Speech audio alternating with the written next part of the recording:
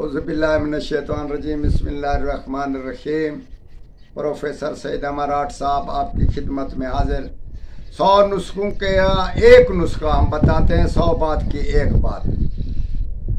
Medical report मर्द औरत की ठीक हो, उसके अलावा हमल ना हो रहा हो, या बच्चा बच्ची पैदा ना हो रहे हों, या गिर जाते हों, या कोई ऐसा मसला हो, हम 100 बात की एक बात हम बताते हैं कि हाथी का पेशाब औरत नोश फरमाए, उसके बाद अपने घर वाले से मिले, पहली रात में हमल ठहर जाएगा।